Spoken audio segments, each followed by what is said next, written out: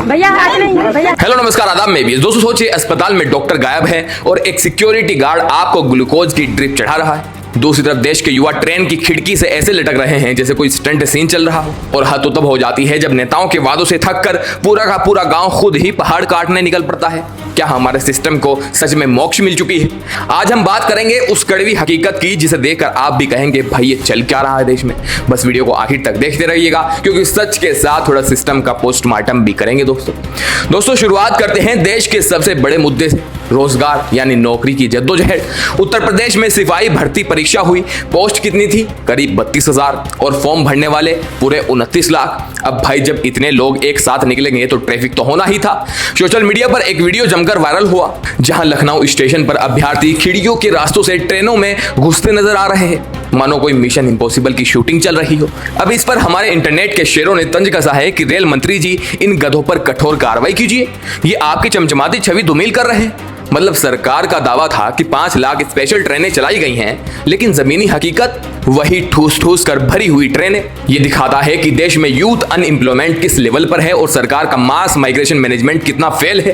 अब जब ट्रेन का सफर इतना डरावना है तो भगवान ना करे किसी की तबीयत खराब हो, क्योंकि अगर आप मध्य प्रदेश के सिंगरौली के एक सरकारी अस्पताल में जाएंगे तो वहां डॉक्टर और नर्स गायब मिलेंगे। सोशल मीडिया पर वायरल एक वीडियो में दिखा कि अस्पताल का एक सिक्योरिटी गार्ड मरीजों को इंजेक्शन लगा रहा है और ग्लूकोज की ड्रिप चढ़ा रहा है। जब लोगों ने पूछा तो बड़े टशन में बोला, जो कर सकते हो कर लो। ये सिक्योरिटी गार्ड क्या बोलते हैं, लगाएंगे?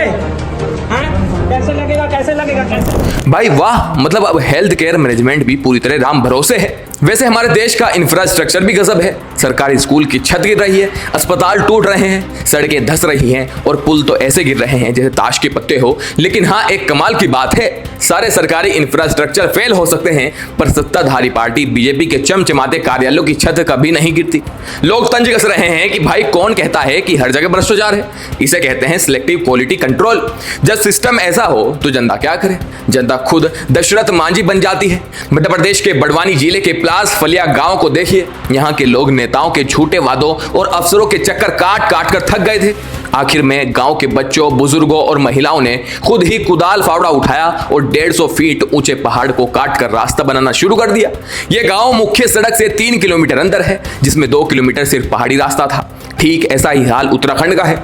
चमोली के अरेथा गांव का एक वीडियो सामने आया जहां खराब सड़कों के कारण ग्रामीण एक बीमार मरीज को स्ट्रेचर पर उठाकर मीलों दूर खड़ी ढलान और नदी के किनारे से ले जा रहे हैं। उत्तराखंड कांग्रेस ने इस पर तंज कसते हुए कहा कि ये कागजी विकास वाली सरकार की असली अचीवमेंट है। उत्तराखंड के पहाड़ों में सिर्फ सड़कें ही खराब नहीं है, वहां का माहौल भी गर्म है। पौड़ी जिले के एक गांव में एक तरफ तो गुलदार ने महिला पर हमला कर दिया जिससे लोग डरे हुए हैं, और दूसरी तरफ जब एक स्थानीय महिला ने वन मंत्री से एक सवाल पूछा तो मंत्री जी के गुर्गों ने महिला को ही घेर लिया और डराने धमकाने लगे।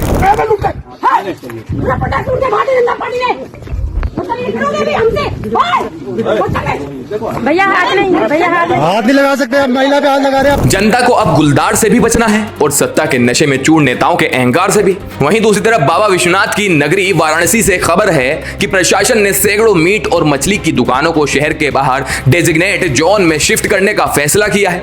नियम इतना सख्त है कि उल्लंघन करने पर 5 लाख तक का जुर्माना और 3 साल की जेल हो सकती है। प्रशासन का कहना है कि इससे शहर की स्वच्छता और धार्मिक पहचान बनी रहेगी, लेकिन छोटे व्यापारियों के रोजगार पर इसका क्या असर होगा, इस पर अब बहस छिड़ गई है दोस्तों। इसके साथ ही देहरादून में भी माहौल गरमाया हुआ है। अंकिता न्याय यात्रा संयुक्त संघर्ष मंच के कार्यकर्ताओं ने सीबीआई दफ्तर के बाहर प्रदर्शन किया और अल्टीमेटम दिया कि अगर 7 दिनों में अंकिता भंडारी केस की जांच की प्रोग्रेस रिपोर्ट नहीं दी गई तो वो सीबीआई दफ्तर में तालाबंदी कर देंगे। जनता का सिस्टम और पब्लिक ट्रस्ट से भरोसा उठ चुका है दोस्तों, और भरोसा तो पर्यावरण से भी उठ गया है। झारखंड के रामगढ़ में आलोक स्टील रूंगटा प्लांट के पास का एक वीडियो वायरल हुआ। वहां पानी का रंग लाल नारंगी हो चुका है। एक लोकल आदमी रोते हुए बता रहा है कि इस प्रदूषण ने फसल, जानवर और इंसानों सबकी जिंदगी बर्बाद कर दी है। दिन रात फैक्ट्रियों से काला धुआं निकल रहा है। 200 मीटर के बगल में प्लांट है, बताइए, देखिए ना कैसा पानी, देखिए। अगर इसी को हम पिएंगे तो जिएंगे कि मरेंगे? सब कुछ ही बर्बाद कर रहा है जी। पेड़ पौधे को मार रहा है, फसल को मार रहा है, नस्ल को मार रहा है, आदमी को मार रहा है, जानवर को मार रहा है। क्या इंडस्ट्रियल डेवलपमेंट की कीमत इंसानी जान देकर चुकाई जाएगी? अब जब देश के अंदर इतनी परेशानियां हैं तो पड़ोस से भी एक झटका लगा है। जापान के बाद नेपाल ने भारत से आने वाले आमों पर अस्थायी बैन लगा दिया है। वजह नेपाल के फूड सेफ्टी डिपार्टमेंट का दावा है कि भारतीय आमों में पेस्टिसाइड रेसिड्यूज तय लिमिट से बहुत ज्यादा है। नेपाल इस कदम को अपने लोकल किसानों के लिए फायदेमंद बता रहा है। अब तो हमारे आम भी इंटरनेशनल विलन बन रहे हैं। तो दोस्तों, टूटी सड़कें, पहाड़ों को काटती बेबस जनता, अस्पताल में डॉक्टर की जगह गार्ड और प्रदूषण में लाल होता पानी, ये सब देखकर एक ही सवाल मन में आता है कि आखिर हम किस दिशा में बढ़ रहे हैं? क्या सिर्फ बड़ी बड़ी बातें और कागजी दावे ही हमारी हकीकत है? आपकी इस बारे में क्या राय है? क्या आपको भी लगता है कि हमारे सिस्टम को एक बड़े रिबूट की जरूरत है?